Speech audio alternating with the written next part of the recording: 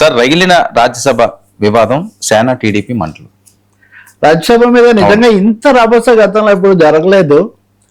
నిజానికి 11 సీట్లే వైసీపీకి ఉన్నాయని వీళ్ళు ఆనందంగా ఆడుతూ పాడుతూ చేసుకోవాల్సింది కాస్త అంతర్గత వైరుధ్యాలు, అసంతృప్తి జ్వాలలతో భగ్గుమంటున్న తీరు చాలా ఆశ్చర్యం కలిగిస్తుంది. కొంచెం వాళ్ళకైతే ఆందోళన అంతర్గతంగా. మీరు చూడండి, మొదట జనసేన లింగంనేని రమేష్ను ప్రతిపాదించడము, దానికోసం పవన్ కళ్యాణ్ ముందుగా చేసిన సన్నాహము, అదేమనాలి సైకలాజికల్ ప్రిపరేషన్, అసలు సైకలాజికల్ ప్రిపరేషన్ స్టేజ్లోనే అది దుమారానికి దారితీస్తుంది.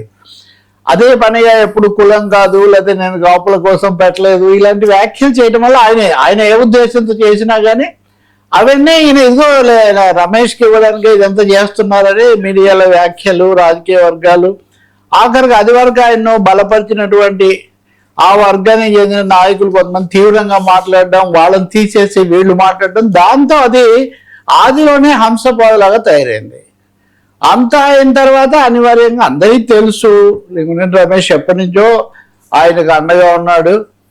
నిజానికి తెలుగుదేశంతో కూడా ఆయనకు మంచి సంబంధాలు ఉన్నాయి. ఆ విషయం నాకు వ్యక్తిగతంగా కూడా తెలుసు. అది 2019 ఎన్నికలప్పటికే ఆ విషయం అందరికీ తెలుసు. కాబట్టి రమేష్ ఒకటి అది జనసేన భావిస్తే, అదే సమయంలో జనసేన జాగ్రత్త కోసం ఏడాది పొడుగునా ఈ మిగిలిన పదవీ కాలంలో మనకు 3 టికెట్లు వస్తాయని వాళ్ళకు ప్రకటన కూడా ఇచ్చి బుజ్జగించే ప్రయత్నం చేశారు.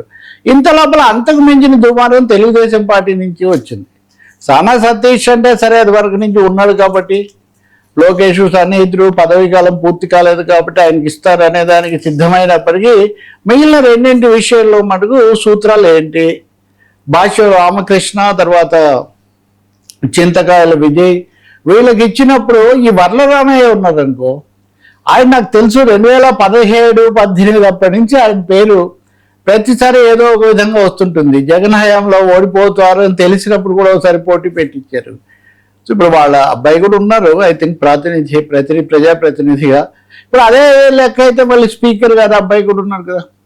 కాబట్టి చాలా రోజులుగా తెలుగుదేశం పార్టీలో, ఇప్పుడు కాదు, తలసాని శ్రీనివాస్ యాదవ్ తెలుగుదేశంలో ఉన్నప్పటి నుంచి రాజ్యసభకు సెలక్షన్ ఒక సమస్య, సెలక్షన్ అయిన వాళ్ళని నిలబెట్టుకోవడం ఒక సమస్య. మీరు రేణుకా చౌదరి నుంచి సుజనా చౌదరి వరకు, ఇంటి పేర్లు కలవడం యాదృచ్ఛికం వరకు మీరు చూడండి, ఎవరో ఒకరో ఇద్దరు తప్ప రాజ్యసభ సభ్యులైన వాళ్ళు ఎక్కువ మంది తెలుగుదేశంలో ఉండరు.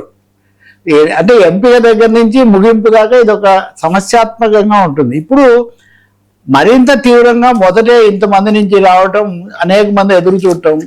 రెండవది, కారణాలు ఏమైనా కానీ అసంతృప్తి బహిరంగంగా వ్యక్తం కావటం. ఇప్పుడు శ్రీనివాసరెడ్డి కడప, ఆయన బహిరంగంగానే వ్యక్తం చేశారు. నేను ఒకసారి కడప తిరిగి వచ్చాక మీకు చెప్పా, కడప రెడ్డమ్మ అది ఇదని మీడియాలో హైప్ తప్పితే అక్కడికి వెళ్ళేసరికి చాలా హోరాహోరీగానే పోరాటం జరుగుతూ ఉంటుంది.